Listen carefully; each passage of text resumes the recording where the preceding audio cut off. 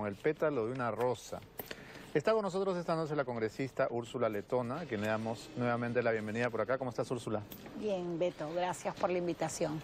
Bueno, la verdad es que la sensación de tibieza, por decirlo de alguna manera, a mí no se me pasa todavía, a pesar de que me han explicado, ¿no?, que no queremos hacerlo parecer como perseguido, por eso no ponemos un abogado, porque entonces él va a decir que lo persiguen. Yo siento que más cómodos están todos con el cholo por allá, ¿no? Y que la amenaza de Alian Karp algún efectito hizo. En primer lugar, me parece increíble, creo que hemos visto incluso en la entrevista a la periodista que lo entrevistó, al señor Patricia Toledo. Yarniot, ha sido en CNN. De verdad bastante sorprendentes las afirmaciones del expresidente. Creo que nos dejan a todos con una sensación de impunidad absoluta que todos rechazamos, y es en ese contexto, Beto, que creo que al gobierno no le hace bien tener una actitud tan pasiva. Y lo digo porque, si bien, como lo ha señalado válidamente el reportaje, la Fiscalía es el titular de la acción penal y del proceso de extradición, conducir el proceso, este se impulsa a través de la Procuraduría. ¿En la persona de? De la Procuradora Anticorrupción, en el caso de Coteva. ¿Qué es? La señora Ampuero. Catherine ¿no? Ampuero. Catherine Ampuero. Entonces, yo veo a una procuradora quejándose constantemente de cierta falta de apoyo por parte del gobierno, y vemos del otro lado al expresidente cómodo en los Estados Unidos, paseándose, y una amenaza nada velada de su esposa, una amenaza bastante, digamos, explícita de él. Entonces, no le hace bien al gobierno. Yo creo que aquí hay que hacer una reflexión de que el gobierno tiene que actuar, en este caso, con transparencia, evitando apasionamientos políticos, pero sí dando claras muestras de que lo que queremos es alcanzar justicia. A mí me parece vergonzoso que el señor Toledo acuse una persecución política cuando hay más que indicios que ameritan que él se ponga derecho y que afronte una investigación. Si cree en la presunción de inocencia en nuestro país, con mayor razón debería estar aquí afrontando la justicia. Bueno, él tiene a su abogado Richard Douglas allá, que ya da declaraciones y dice que no cree que lo traigan, porque en realidad Estados Unidos no traen a nadie, ¿no? Y nosotros estamos un poco, digamos, esperando algo que no sabemos qué cosa es, y también contemplando la complacencia que parece que tiene Estados Unidos. Y habría que preguntarse si Estados Unidos no siente gratitud por un presidente que firmó los TLC, que organizó la PEC, que trajo a Bush y le puso alfombra roja. ¿No? ¿No será que le tienen cariño al cholo y lo van a proteger? Yo siento que de cierta manera el expresidente Toledo está gozando de un trato privilegiado, pero nosotros también tenemos un presidente que tiene una buena relación con Estados Unidos, que conoce gente. Yo creo que es momento de que el gobierno, en la figura del presidente de la República, tenga una actitud enérgica de lucha contra la corrupción, y la corrupción está, de cierta manera, es emblemática respecto a la pareja Karp-Toledo. Yo creo que ahí hay que ser totalmente imparciales, pero hay que activar los mecanismos que el derecho internacional establece. Y hasta el día de hoy, pese al tiempo transcurrido, a la contundencia de las pruebas, no vemos que el gobierno del presidente Pedro Pablo Kuczynski tenga una actitud enérgica en búsqueda de la verdad, de la justicia y de lo que todos los peruanos queremos, que es la lucha contra la impunidad. Es muy gracioso escucharlo, por ejemplo, reclamar su sueldito de expresidente, ¿no? Como si para alguien que se ha levantado, la millonada que se ha levantado, sería importante ese sueldito. Sí, yo creo que a eso me refería con las barbaridades que ha afirmado en la entrevista y lo que ha venido señalando, las mentiras. Parece que ya es un caso clínico, ¿no? Yo creo que llega el momento en que el señor Toledo, al parecer, cree en sus mentiras y termina transmitiendo pues ese cinismo que es en realidad el que más indigna a la población. Una persona que presuntamente, en tus términos, se ha levantado más de 23 millones de dólares, hoy reclama de parte del Estado peruano una pensión que no merece y que ni siquiera ni siquiera debería reclamar, dado que no tiene la capacidad de rendir cuentas por sus actos. La idea de acumular el caso Ecoteva y el caso Odebrecht sería una salida. Tú eres abogada. ¿Crees que es una alternativa o no? Yo creo que no. Yo creo que tenemos dos oportunidades de que él rinda cuentas. Yo creo que acumularlos podría ser un error procesal. Yo, desde mi punto de vista jurídico, creo que es mejor mantener estos dos casos independientes. El caso Odebrecht tiene un contexto internacional que va a obligar de cierta manera también a Estados Unidos a zanjar con un tema que en la región ha sido impactante, y creo que finalmente la justicia de los Estados Unidos nos va a dar la razón y va a terminar devolviéndonos al señor Toledo para que afronte la justicia. ¿Y eso cuándo pasará? ¿Qué dicen tus pronósticos? Tengo la esperanza, la fe de que ello va a ocurrir, Dios mediante, antes que culmine este gobierno. Bueno. Vamos ahora al tema del caso Madre Mía. Ayer el programa Cuarto Poder en América presentó nuevos testimonios que coinciden con todo el modus operandi de tortura, de desaparición forzada, de descuartizamiento, de rellenado de piedras de los cadáveres. Todos los testimonios dicen exactamente lo mismo. Y sin embargo, parece que los estamos coleccionando. Estamos acumulando testimonios uno tras otro. Cada vez hay más testigos, cada vez hay más víctimas, pero nada, los periodistas parecemos locos, ¿no? Que estamos hablando solos. Lo que hemos hecho en el siguiente informe es básicamente una cronología, un inventario de esta historia de espanto para que la gente lo entienda. Y entonces vamos a recordar el testimonio que salió en Willax, el que salió en El Comercio, el que salió en Cuarto Poder, el que salió... Porque todo está demasiado disperso y eso obviamente juega a favor del capitán Carlos. Vamos a explicarlo de la manera más simple para que todos, especialmente las autoridades, especialmente los fiscales que están a cargo del caso y que ya tienen identificada la ubicación de las fosas, lo entiendan y procedan. Adelante. Día tras día aparecen nuevas versiones en contra de los horrores cometidos por el capitán Carlos en Madre Mía en 1992. Crímenes terribles que podrían llevar al exmandatario Ollanta a pagar una condena por lesa humanidad. Para evitar la confusión de tantas denuncias dispersas, hemos hecho una cronología que resume el caso Madre Mía. De acuerdo a los testimonios que han aparecido, nos gobernó un asesino en serie. Yo creo que los cómplices de Humala, que están en las redes, en algunos medios, en algunos estudios de abogados, etcétera, etcétera, o en algunos organismos de derechos humanos, en algunos organismos internacionales, tienen que limpiar su conciencia y no seguir apoyando más a este sujeto. Es que aquí hay muchas personas involucradas.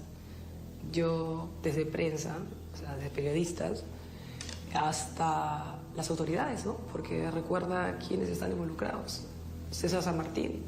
Bueno, es un caso tremendamente doloroso porque estamos descubriendo que un expresidente podría haber sido un criminal en serie, ¿no? Por los testimonios que vienen manifestando distintos soldados u oficiales, habría habido crueldad, ¿no? Habría habido masacres. A inicios de 2017, unos audios del año 2011 pusieron al descubierto la compra de testigos por encargo del capitán Carlos. El diario El Comercio presentó la transcripción del diálogo entre Ollanta Humala y su amigo Amílcar Gómez.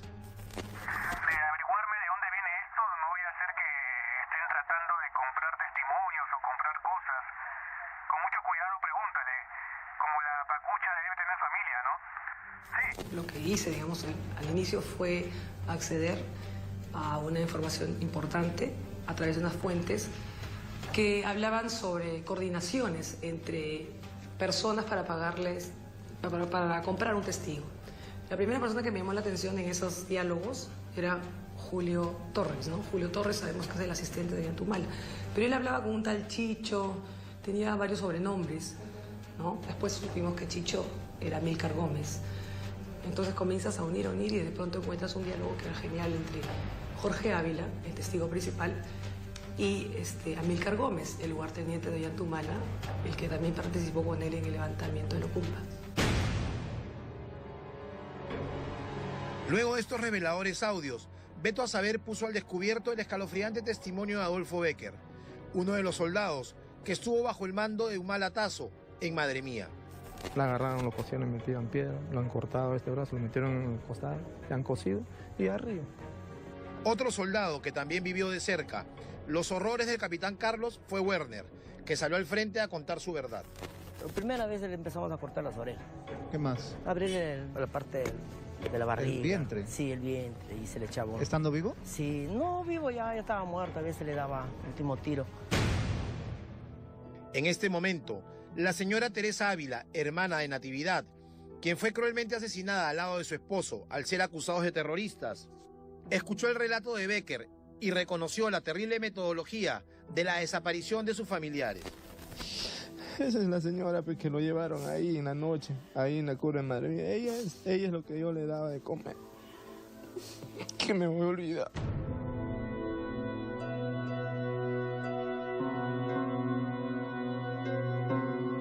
Le mataron en la noche a mi hermano. Que me voy a olvidar.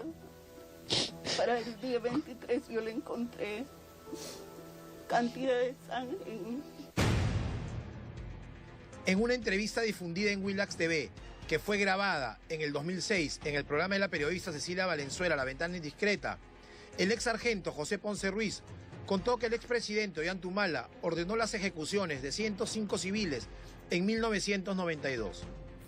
Y Humala, cuando supo por la radio que había sucedido esa emboscada y había muerto su promoción, y se había vuelto como loco, se fue al calabozo, empezó a torturar a los presos, que miserables, que ustedes, que por ustedes mi promoción muere.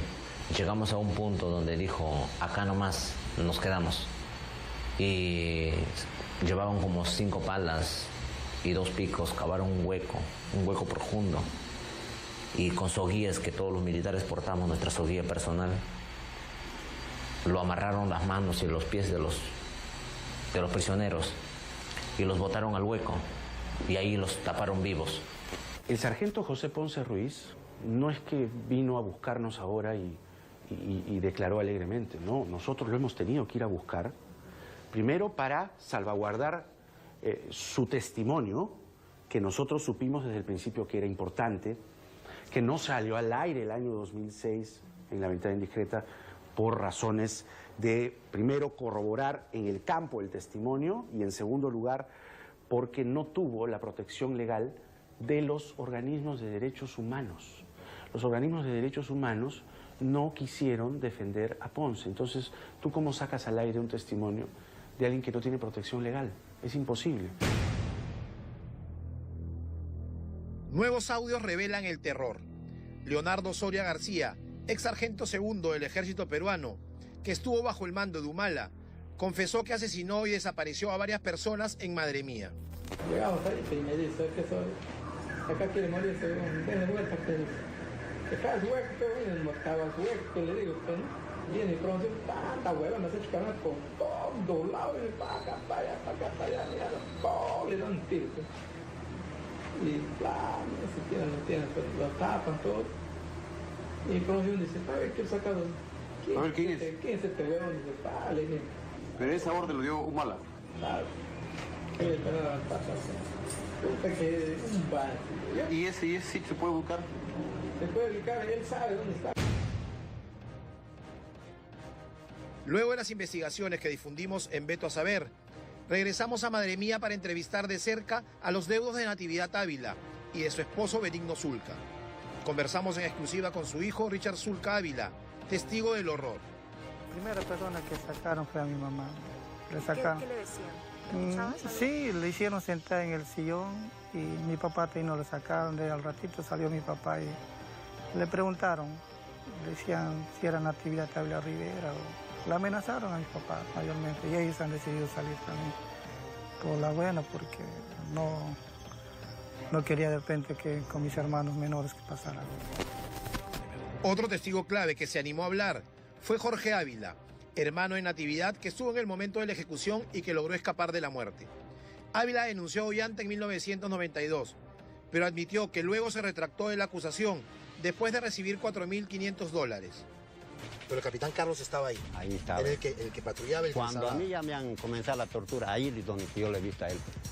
O sea, él ha visto cómo te torturaban. Sí. El capitán Carlos ha visto cómo te torturaban. Él mismo nos ha hecho la tortura y su gente nos quería hacer ahogar ahí. Gerson le digo a mi sobrino. A tío Jorge se la lleva al ejército, le digo. ¿Qué tía, mi tío también? Me dice así. Sí, le digo. A mi mamá y a mi papá también, tía, se le están llevando. Entonces en ese momento el único que yo dije, ya no, ya le dije. A tu mamá ya no lo vamos a volver a ver. Pese a que ciertos periodistas trataron de traerse abajo esta denuncia, el sargento Ponce salió al frente a defender su versión. ¿Cómo sostiene que Ollanta Humala es responsable de estas matanzas? Porque él estuvo presente, él era el jefe de base. Él era el que andaba las órdenes. Porque era el máximo en la base. ¿Cuál fue una de estas órdenes? La sola ejecución de la gente que fue muerta en la cabezada del río Magdalena. Como todas.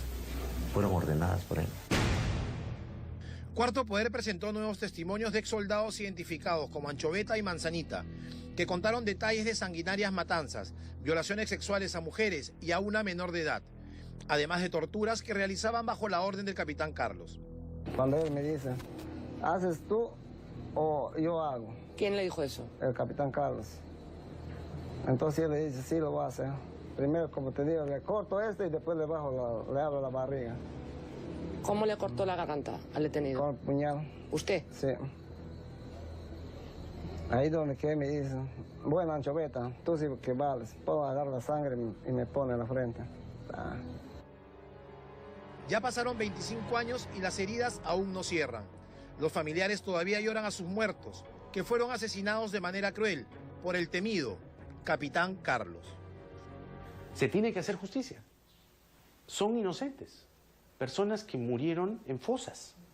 Personas a las que les abrieron el cuerpo, les sacaron los órganos, les ponían piedras, los tiraban al río. O sea, ¿qué es esto? Es una barbarie. Confío en que la Fiscalía va a hacer una denuncia bien sustentada. Luego viene la parte difícil y es que el Poder Judicial haga su tarea y digamos, confirme lo que todos lamentablemente pensamos. Y es que aquí hay una responsabilidad muy grave, ¿no? ¿Tú esperas que termine este caso? Sí, además porque te das cuenta que no mienten, ¿no? O sea, Teresa no miente, Carmen tampoco, varias personas también que off the record no, que prefirieron no participar. Y otras que estamos tratando también de encontrarlas, ¿no? Por eso me parece muy bien lo que ustedes también están haciendo, que es buscar la otra parte, que son los soldados que participaron, ¿no? Que también tienen mucho que perder, quizás más, porque ellos fueron parte de digamos, esta política que existió en su momento.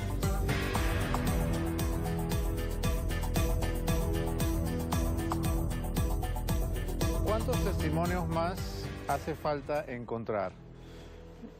Hay periodistas que el día de hoy en las redes sociales se han preguntado y, bueno, son solo testimonios, ¿no? Es gente que habla y dice, pero no hay pruebas.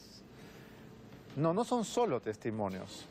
Son decenas de testimonios que coinciden en el relato, que coinciden en el modus operandi, que coinciden en la metodología. Son decenas de deudos que tienen a sus familiares efectivamente muertos y desaparecidos. No los han inventado. Son personas realmente existentes que han sido asesinadas y cuyos cuerpos nunca se encontraron. Entonces yo quiero aquí hacer un breve paréntesis para saludar el trabajo de mis colegas como Graciela Villasís, como Jaime Chincha, como Anuska Buenaluque, como Cecilia Valenzuela, como Alfredo Torres, que han insistido con este tema y porque los periodistas a veces tenemos que hacer el trabajo de los fiscales, de los jueces y de las autoridades que probablemente no se dan abasto.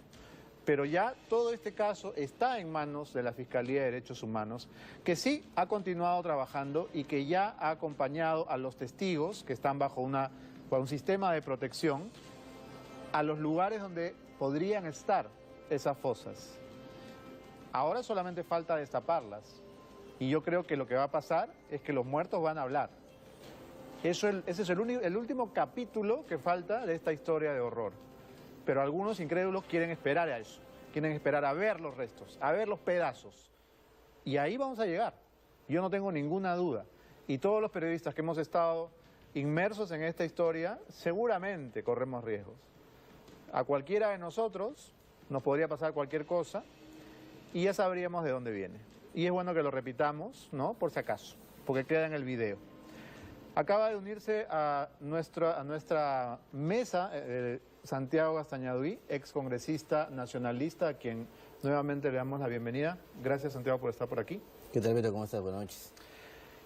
Quisiera que nos des tu reflexión de qué pasa por tu cabeza cuando ves todo esto. ¿Te parece que es toda una invención, que nosotros estamos haciendo ciencia ficción? ¿Vas a seguir defendiendo a Humala? Mira, yo soy abogado de profesión y los abogados, no sé si llamarlo una virtud o un defecto, nos guiamos por las investigaciones que realizan los fiscales y los jueces, ¿no? Porque también, y hay que decirlo, con todas sus letras, es muy fácil lanzar piedras, lanzar acusaciones. ¿Lanzar piedras o rellenar cadáveres con piedras? Cuando no hay una base fáctica, ¿no? Y aquí ha habido una investigación fiscal y judicial que ha durado casi 3 años, ¿no? Donde más o menos entre fiscales y jueces, un aproximado de 10, 12, han determinado que no hay ninguna prueba, han determinado que no hay ninguna responsabilidad contra el expresidente Ollanta Humala. ¿Hasta qué extremo vas a defender, Santiago? Mira, a mí me parece conmovedora tu lealtad a prueba de todo. Tú eres parte de la familia porque estás casado con una prima de Nadine Heredia, pero más allá de la cuestión familiar, no es un tema ¿hasta familiar. dónde vas a llevar tu extremismo talibán? No, Beto, porque no es un tema familiar. Yo estoy divorciado. Actualmente estoy con un nuevo compromiso que estoy próximo a casarme, te voy a invitar. Pero ¿cómo te voy a puedes, alcanzar mi parte. gracias por la invitación, pero ¿cómo puedes continuar defendiendo lo que a ojos de todo el mundo es evidente? Bueno, ese es según tu propia apreciación, ¿no? Sí, pero no soy el único, no estoy solo. Alguien, digamos, que está fuera del caso, que lo ve con ojos objetivos y con herramientas que te da el derecho. Pero tus ojos no pueden ser objetivos porque tú eres el hermano de sangre de Humala, pues. No, pues, Beto, yo creo que ahí nos confundimos. Cuando se hizo esta investigación que duró casi 3 años, se revisaron más de 70 testimonios, se realizaron prácticas en el lugar donde supuestamente ocurrieron los hechos, se hicieron levantamiento de supuestas tumbas. Sí, claro. Participaron médicos forenses, participaron una serie de profesionales y no encontraron, Beto, ningún tipo de responsabilidad contra el expresidente Ollanta Humala. Es más, esta vez el señor Jorge Ávila... garantizar que la van a encontrar. ¿Por qué no comentamos lo que ha dicho el propio Ollanta Humala el día de hoy? Vamos a comentar lo que ha dicho, porque él dice... Y después me das ha declarado... Vamos a seguir hablando. Él ha declarado lo siguiente. Recibo las nuevas acusaciones con indignación y protesta, dice Ollanta Humala. Acá vemos cómo se mantienen estas denuncias que no tienen lógica y manchando el honor de los que enfrentamos al terrorismo. Y también ha dicho que es un disparate y una barbaridad. Bueno, que es una barbaridad, estamos de acuerdo todos. Y que es un disparate, bueno, disparate viene de disparo, tal vez se refería a eso. Úrsula, ¿qué quisieras comentar? Yo creo que es increíble, Beto, la capacidad que tienen ciertos abogados de rehusarse a ver, digamos, indicios. Yo lo que he visto, no solamente en este reportaje, sino en la propia investigación a la que alude el doctor, es que hubo incluso compra de testigos, que es lo que ya la Fiscalía viene investigando, y que acá hay hechos gravísimos de presuntas violaciones a derechos humanos respecto de los cuales los peruanos tenemos la obligación, más allá de nuestras simpatías personales o políticas, de llegar a la verdad. Yo creo que las familias, las propias víctimas, donde quiera que estén, si creemos o no en el más allá, y los peruanos en general merecemos conocer la verdad sobre Madre Mía. Y que hubo violación de derechos humanos, hay presunciones que tienen que ser revisadas sin apasionamientos. Yo creo que el expresidente Humala hace muy mal en quejarse en lugar de afrontar las investigaciones como debe corresponder a un expresidente. Él tiene que enfrentar las investigaciones porque es lo que el país necesita.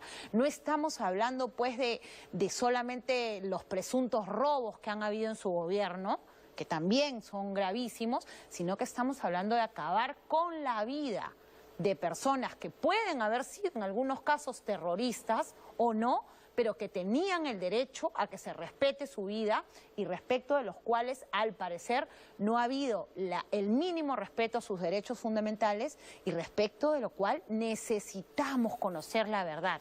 Hay más de un centenar de evidencia que tiene que ser merituada, y yo también ahí creo que el Ministerio Público tiene un rol preponderante y nosotros también, desde lo que nos toca, ya se ha anunciado que va a haber una comisión investigadora en el Congreso de la República y haremos nuestro trabajo sin ningún apasionamiento político. Yo también soy abogada y eso no me impide darme cuenta que acá pasó algo.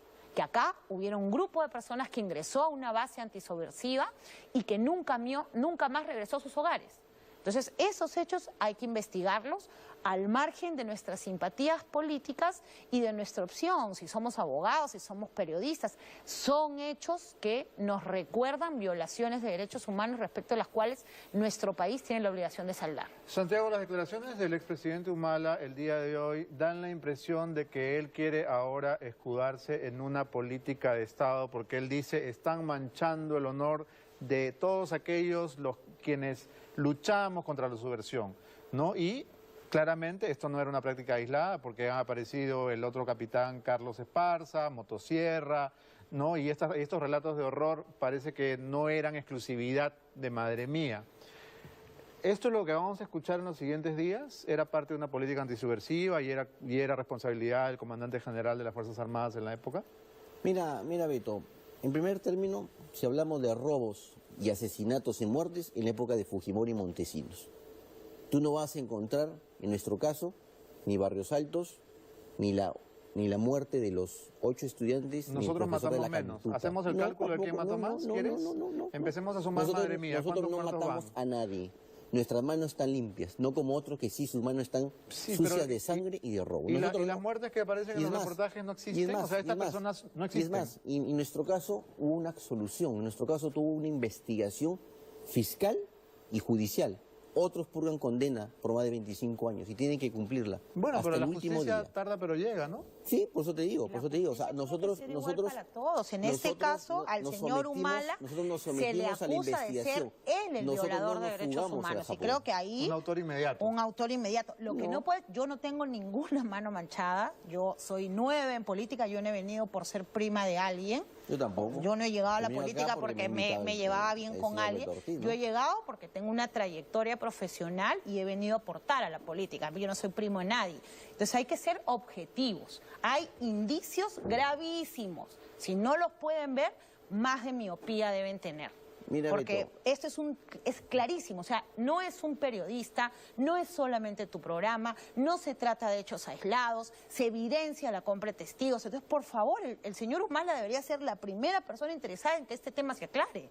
Si algo de honor a la institución a la que perteneció le queda. O sea, no puede ser posible que militares hayan manchado su uniforme violando derechos humanos. Tú has dicho en el caso de Toledo que hay una laxitud de la Procuraduría. ¿Podríamos decir lo mismo en el caso de Humala? Es decir, el gobierno de PPK le está agradeciendo el apoyo de la campaña, haciéndose un poco el idiota con el caso. Preguntémonos hoy día dónde está Amílcar, el gran lugarteniente, en palabras de Chelas Villasís, de Ollanta Humala. ¿Dónde está?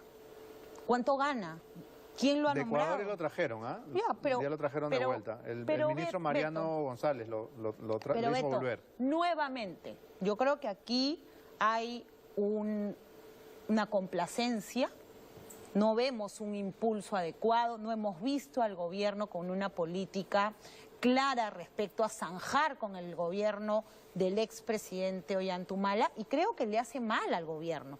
Yo creo, y esa es la invocación que le hemos hecho al presidente Kuczynski, es que en estos casos de violación de derechos humanos, de gravísima corrupción, de robos, de desfalco, es donde el presidente de la República tiene que dar claras muestras de que la Procuraduría está empoderada, de que le van a dar los recursos, de que se va a asignar personal, de que van a tener independencia. Y ahí es donde con los hechos demuestran que están zanjando con estos gobiernos o estos gobernantes corruptos o violadores de derechos humanos. Lo que no vemos es una actitud firme y es lo que venimos reclamando sin, nuevamente, no puede ser posible que se escuden en persecuciones políticas. Se está teniendo casi la misma actitud que Alejandro Toledo de acusar una persecución política, cuando es cierto que tienen la obligación de rendir cuentas, no a los partidos políticos, sino al país. Santiago, muchos políticos han apoyado hasta la muerte a Toledo, a García, a Fujimori, y luego se han arrepentido. ¿No estás a tiempo de darte cuenta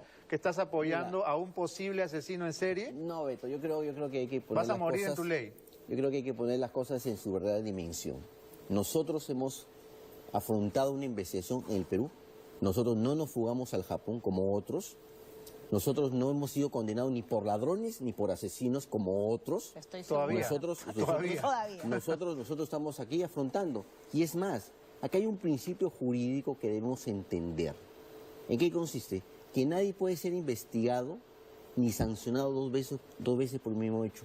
Porque si vas a comenzar... Que no toda sé si la me cronología de la defensa y de la compra de autoridades esté en las agendas de Nadine, o sea que ni siquiera lo puede negar. Tenemos que irnos a una pausa porque viene Hugo Coya, ¿verdad? No, se acabó el tiempo. Muchas gracias. Vamos a una pausa y regresamos para hablar de don Genaro Delgado Parker con su biógrafo, el periodista Hugo Coya. No se vayan, es Beto a Saber.